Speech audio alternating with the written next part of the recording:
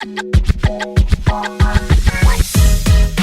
Everyone, welcome back to the channel. मेरा नाम है अंकिता शर्मा और मैं आ गई हूँ एक और नए वीडियो के साथ। तो आज का वीडियो बहुत इंटरेस्टिंग होने वाला है, स्पेशली हस्बैंड्स के लिए और स्पेशली उनके राइट्स के बारे में बात करेंगे। क्योंकि आजकल आप एक आए दिन एक स्टोरी सुन रहे हो सोशल मीडिया पे या न्यूज़ में बहुत ज़्यादा कि एक एसडीएम वाइफ जो कि ज्योति और उनके हस्बैंड आलोक, उनका जो है वो आपस में झगड़ा चल रहा है सोशल मीडिया पे। तो जो आलोक हैं वो सोशल मीडिया पे आके कह रहे हैं कि उन्होंने अपनी वाइफ को शादी के बाद काफ़ी अच्छा खासा पढ़ाया लिखाया और एक अच्छी पोजीशन पे पहुंचने के लिए पूरा सपोर्ट किया, फाइनेंशियली सपोर्ट किया और वैसे भी पूरा सपोर्ट किया ताकि वो अच्छे से पढ़ लिख सकें और अच्छे से किसी पोजीशन पे आ सकें। तो अब उनकी वाइफ एसडीएम है, लेकिन अब उनकी वाइफ जो है वो उनके ऊपर चीट कर रही हैं, उनकी वाइफ उनसे अच्छा बिहेव नहीं कर रही हैं और उनकी वाइफ जो है वो उनसे अलग होना चाहती है। तो इनकी स्टोरी तो हमें नहीं पता कि बेसिकली पर्सनल लेवल पे इनका क्या है क्या नहीं है। हम तो जो सुनते हैं हम तो उस बेसिस पे बात कर सकते हैं, लेकिन हम उनकी स्टोरी पे इतना ज़्यादा इंटरनली नहीं जाएंगे। मैं बात करने वाली हूँ कि इस स्टोरी को अगर हम एक सिचुएशन बना लें, और ये सिचुएशन किसी के भी साथ हो सकती है, कल को आप हो सकते हो, कोई भी पर्सन हो सकता है जिसके साथ ऐसा कुछ होता है। हम लोगों को पता होना चाहिए कि ऐसी सिचुएशन में हस्बैंड्स के राइट्स क्या होते हैं। जो आलोक कह रहा है, अगर उसके साथ ऐसा कुछ हुआ है और जैसे वो अभी अपने लिए जस्टिस मांग रहा है तो उसके पास क्या ऑप्शंस हैं, किस तरह से उसको जस्टिस मिल सकता है, हम इसके बारे में तो डिस्कस कर ही सकते हैं ताकि इससे जो अदर लोग हैं उनको भी पता चले अपने राइट्स के बारे में। देखिए, लड़कियों के राइट्स के बारे में मोस्ट ऑफ द टाइम हम लोगों को पता होता है। जब भी डिवोर्स फाइल किया जाता है या कुछ गलत होता है, क्रुएलिटी के केसेस आते हैं, डाउरी के केसेस आते हैं, हमें पता है जब भी मैटर कोर्ट में जाते हैं हमें पता होता है कि लड़कियां मेंटेनेंस मांगती हैं। जो वाइफ होती है या तो वो मंथली बेसिस पे मेंटेनेंस मांगेगी, बच्चों के लिए मेंटेनेंस मांगेगी या फिर अपने लिए एक अच्छा खासा लमसम में अमाउंट मांगेगी, उसके बाद वो डिवोर्स देने के लिए अग्री करती हैं। उनके साथ जो कुछ भी हुआ होता है उसका वो अच्छा खासा कॉम्पनसेशन मांगती हैं। हमारे समाज में या हमारी कंट्री में यही पता होता है कि लड़कियां कॉम्पनसेशन मांगती हैं, लड़कियां मेंटेनेंस मांगती हैं। अब बात करते हैं कि क्या हस्बैंड्स को राइट नहीं है कि वो भी मेंटेनेंस मांग सकते हैं कि अगर उनके साथ ऐसा कुछ होता है। तो इसके बारे में बात करते हैं। तो सबसे पहले मैं आपको बता दूं, देखिए, अडल्ट्री मतलब कि हस्बैंड या वाइफ अगर चीट कर रहा है अपने स्पाउस को, मतलब कि उसका जो है वो एक्स्ट्रा मैरिटल अफेयर चल रहा है बाहर कहीं किसी और के साथ, वो इलीगल नहीं है। सुप्रीम कोर्ट की आपको पता है जजमेंट आई थी, तो उन्होंने जो है वो अडल्ट्री को इलीगल नहीं रखा है। अब वो इलीगल नहीं है, मतलब कि अगर कोई हस्बैंड और अगर कोई वाइफ उसका अगर किसी और के साथ अफेयर चल रहा है, पहली बात तो आप उसको पनिश नहीं कर सकते जस्ट बिकॉज कि उसका कहीं और अफेयर चल रहा है। दूसरी बात, जिसके साथ अफेयर चल रहा है आप उसको भी पनिश नहीं कर सकते, तो उसको भी कोई पनिशमेंट आप नहीं दिलवा सकते क्योंकि आपके स्पाउस के साथ उसका अफेयर चल रहा है। अब बात करते हैं, अगर वो इलीगल नहीं है लेकिन वो एक डिवोर्स का ग्राउंड बिल्कुल है, मतलब कि अगर आपका हस्बैंड और वाइफ आपको चीट करते हैं तो आप उस बेसिस पे उनसे डिवोर्स मांग सकते हो, आप अपने स्पाउस से डिवोर्स मांग सकते हो। उस बेस पे आप कोर्ट में अपना मैटर लगा सकते हो कि आपके हस्बैंड या आपकी वाइफ ने आपको चीट किया है तो आप इस बेसिस पे डिवोर्स चाहते हो। तो ये ग्राउंड है डिवोर्स का, बट इट्स नॉट इलीगल। तो अब बात करते हैं कि अगर उसने चीट किया है, मतलब अगर उसका अफेयर कहीं और चल रहा है, तो अब हस्बैंड क्या कर सकता है। देखिए, डिवोर्स के लिए तो फाइल कर रहे हैं लेकिन हस्बैंड के पास फाइनेंशियल राइट्स हैं। अगर आपकी वाइफ ने आपके साथ ऐसा कुछ किया है, जैसे कि आलोक की वाइफ ने अगर ऐसा कुछ उनके साथ किया है, तो हम उनके अगर स्टेटमेंट को मान के चलें, उस सिचुएशन को अगर मान के चलें, तो आलोक जो है अपने जो मैटर जब डिवोर्स के लिए कोर्ट में डालेंगे तो इसके साथ वो सेक्शन 24 में, हिंदू मैरिज एक्ट का सेक्शन 24 उनको ये राइट देता है कि वो अपनी वाइफ से मेंटेनेंस मांग सकते हैं। पेंडेंट लाइट मतलब कि प्रोसीडिंग्स का खर्चा भी वो अपनी वाइफ से मांग सकते हैं।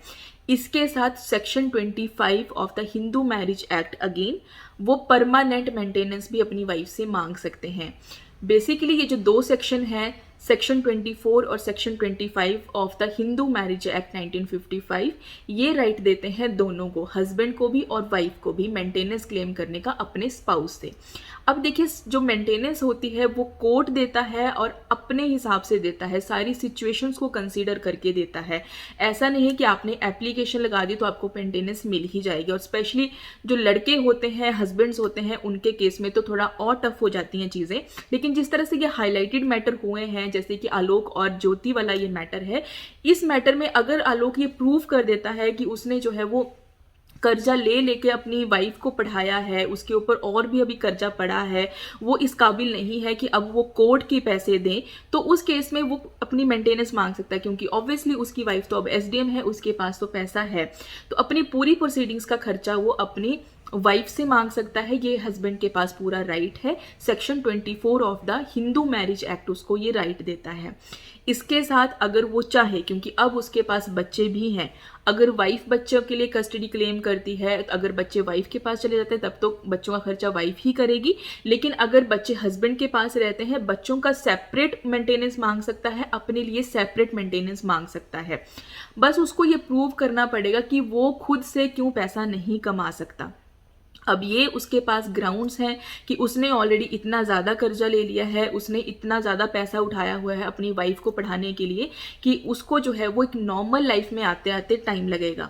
तो उस नॉर्मल लाइफ में आते आते जब तक वो नहीं आ पाता है उस नॉर्मल लाइफ में, अपने लाइफ स्टाइल को जैसा वो जी रहा था, चाहे वो बिल्कुल ही मीडियोकर बनकर जी रहा था, जैसा भी जी रहा था, उसके लिए तो उसको पैसे चाहिए और वो क्लेम कर सकता है मेंटेनेंस अपनी वाइफ से, क्योंकि वाइफ की कंडीशन अच्छी है, वाइफ अच्छा पैसा कमा रही है।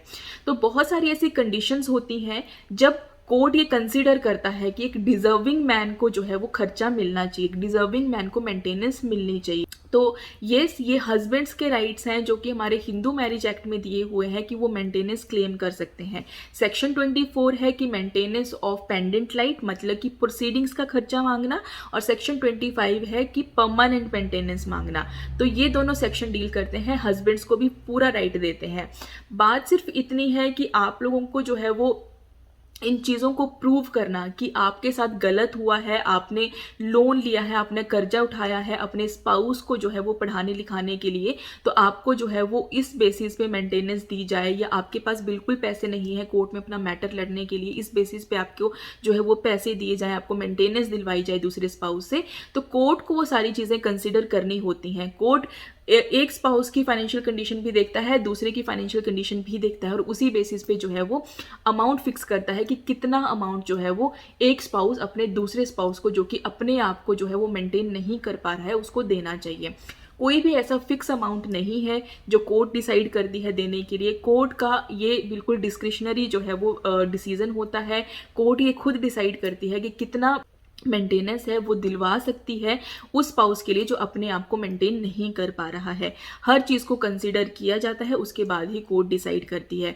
तो हम कोई ऐसा फिक्स अमाउंट आपको नहीं बता सकते, लेकिन इतना ज़रूर है कि हस्बैंड के पास पूरा राइट है कि वो जा सकता है। जैसे वो अपने लिए जस्टिस मांग रहा है, तो ऑब्वियसली अगर वो अब डिवोर्स तक आ गए हैं, जो सोशल मीडिया में आके अपना पर्सनल मैटर ले आए हैं, तो चीज़ें फिक्स तो शायद नहीं होंगी, हो जाती हैं, उनकी किस्मत है। अगर नहीं होती हैं तो उनके पास जो एक वे है, एक ऑप्शन है, वो यही है कि वो कोर्ट में जाके अपना जो रिलेशन है उसको ख़त्म करने के लिए डिवोर्स फाइल करेंगे, और डिवोर्स में जो राइट्स हैं हस्बैंड के वो यही बनते हैं। येस, हस्बैंड के राइट्स लिमिटेड है, ये हम सबको पता है कि उतने ज़्यादा राइट्स हस्बैंड को नहीं दिए गए हैं।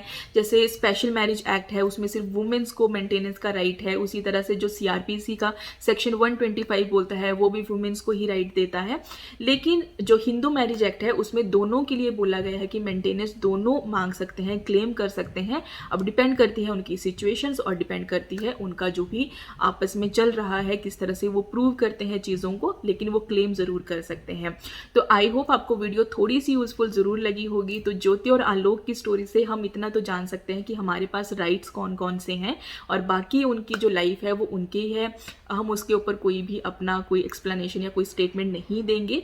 बट आई होप आपको वीडियो थोड़ी सी यूजफुल ज़रूर लगी होगी। अगर लगी है तो लाइक करना, शेयर करना और कमेंट करके बताना कि आपको वीडियो कैसा लगा। इसके अलावा कोई टॉपिक आपके माइंड में है तो प्लीज़ मुझे कमेंट करके बताना, ज़रूरत है उनको भी आप लोग ये शेयर करना। तो मिलती हूँ नेक्स्ट वीडियो में, और आज के लिए बाय बाय।